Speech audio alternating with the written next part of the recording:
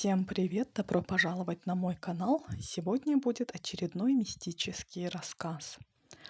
Однажды ночью, когда мы с сестрой были дома и уже крепко спали, к нам в дверь стал кто-то ломиться.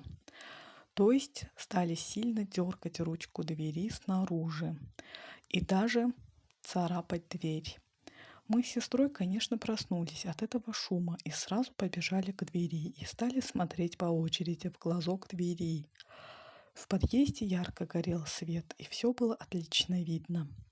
Но возле нашей двери никого не было. Шум стих. Мы успокоились и уже хотели отойти от двери, но тут послышался какой-то вой и голос, хриплый и глухой. «Откройте дверь!» Я снова посмотрела в глазок и снова никого там не увидела, хотя если бы там за дверью кто-нибудь был, яркий свет на лестничной площадке осветил бы стучавшего в дверь человека, и не увидеть его было бы невозможно.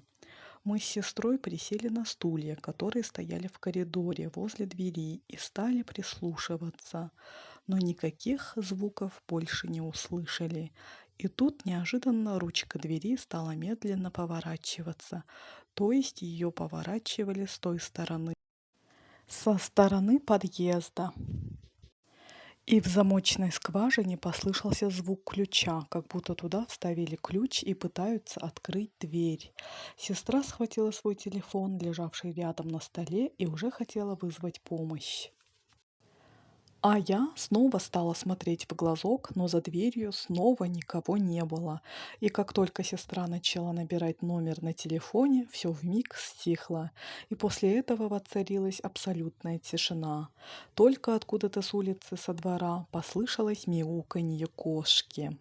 Мы всю ночь не спали и так никуда и не позвонили. И до сих пор неизвестно, что это было. Вот такой рассказ. Пишите свои комментарии, ставьте лайки, подписывайтесь на мой канал. Всем пока, всем удачи!